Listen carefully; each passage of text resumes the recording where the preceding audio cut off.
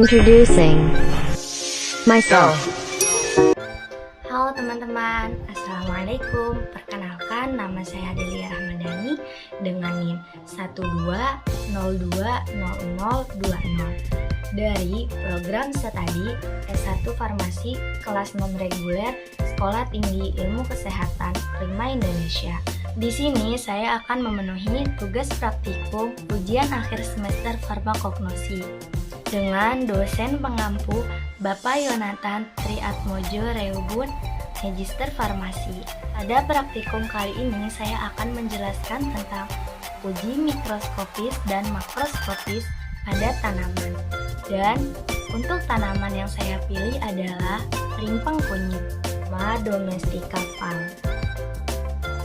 Rimpang atau rhizom adalah modifikasi batang tumbuhan yang menjalar di bawah permukaan tanah serta dapat menghasilkan tunas dan akar baru dari ruas-ruasnya. Kunyit atau Curcuma domestica Val adalah masuk salah satu tanaman rempah-rempah yang banyak digunakan sebagai bumbu dalam berbagai jenis masakan. Merupakan salah satu jenis tanaman obat yang memiliki berbagai macam manfaat dan banyak ditemukan di wilayah Indonesia.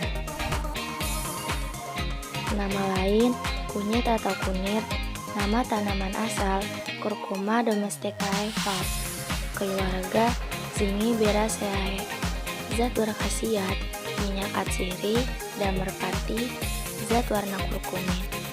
Kegunaan Carmina vita, anti diare, kolagoga, skabisida. Pemberian bau khas aromatik, rasa agak pedas, lama menimbulkan rasa tebal. Bagian yang digunakan akar tinggal, waktu panen 1 tahun atau lebih. Bagian dari rimpang kunyit terdiri dari rimpang induk atau umbi kunyit dan tunas atau cabang rimpang. Rimpang utama ini biasanya ditumbuhi tunas yang tumbuh ke arah samping, mendatar atau melengkung. Tunas berbuku-buku pendek, lurus atau melengkung, dan jumlah tunas umumnya banyak.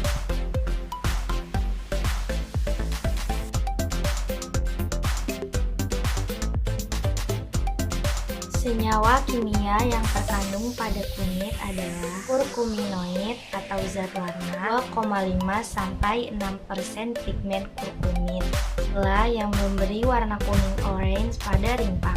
Salah satu praksa yang terdapat pada kurkuminoid adalah kurkumin. Komponen kimia yang terdapat pada rimpang kunyit diantaranya ada minyak atsiri, pati, zat pahit, resin, selulosa, dan beberapa mineral. Kandungan minyak atsiri kunyit sekitar 3-5%. Itu kunyit juga mengandung zat pewarna lain.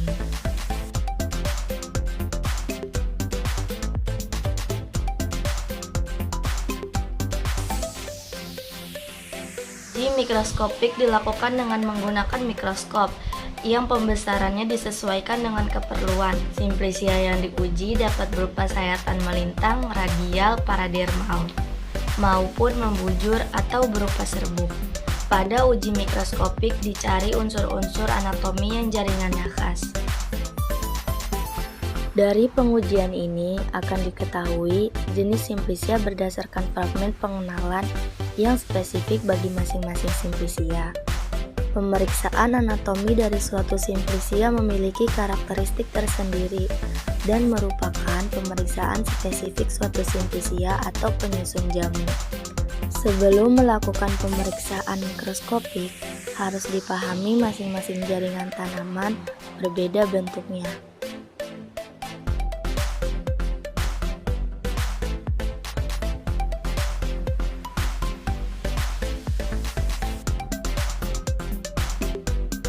Berdasarkan pengamatan mikroskopis, hasilnya menunjukkan adanya fragmen.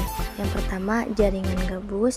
Yang kedua, sel parenkim berisi bahan berwarna kuning. Yang ketiga, berkas pengangkut. Yang keempat, rambut penutup. Yang kelima, butir amilum. Yang keenam, sel parenkim berisi amilum.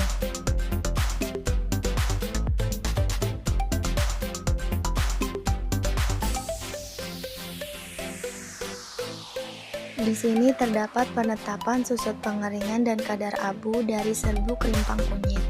Menurut Farmakope Herbal Indonesia edisi 1 tahun 2008, berisi susut pengeringan tidak lebih dari 12%, abu total tidak lebih dari 8,2%, abu tidak larut asam tidak lebih dari 0,9%, sari larut air tidak kurang dari 11,5%, sari larut etanol tidak kurang dari 11,4%. Uji makroskopik yaitu pemeriksaan awal dengan mengamati bentuk organoleptik simplicia menggunakan panca indera dengan mendeskripsikan bentuk, warna, bau, dan rasa pada simplicia. Kemudian dikelompokkan berdasarkan jenisnya atau spesies. Uji makroskopik pada simplicia dilakukan untuk mencari atau mengetahui khusus morfologi, ukuran, dan warna pada simplicia yang diuji.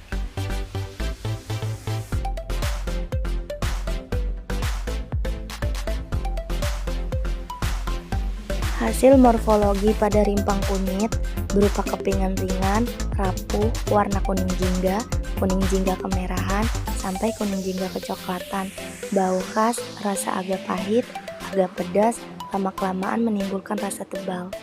Bentuk hampir bundar sampai bulat panjang, kadang-kadang bercabang, lebar 0,5-3 cm, panjang 2-6 cm, tebal 1-5 mm, umumnya melengkung, tidak beraturan, kadang-kadang terdapat pangkal upi daun dan pangkal akar.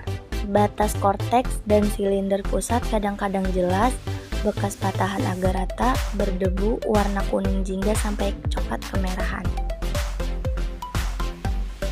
Dengan pemeriksaan makroskopik dapat menentukan organoleptik berupa warna, bau, bentuk, dan khas pada simplicia sebagai salah satu standarisasi pembuatan obat tradisional.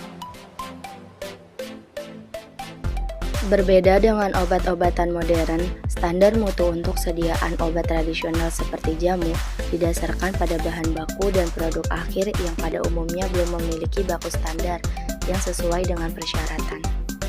Simplicia nabati, hewani, dan pelikan yang dipergunakan sebagai bahan untuk memperoleh minyak atsiri, alkaloid, glikosida, atau zat berkhasiat lainnya tidak perlu memenuhi persyaratan yang tertera pada monografi yang bersangkutan. Maka dalam hal ini, identifikasi simplicia dilakukan berdasarkan uraian mikroskopik serta identifikasi kimia berdasarkan kandungan senyawa yang terdapat di dalamnya. Baik teman-teman, terima kasih sudah menonton video saya. Cukup sekian video dari saya, semoga bermanfaat. Wassalamualaikum warahmatullahi wabarakatuh.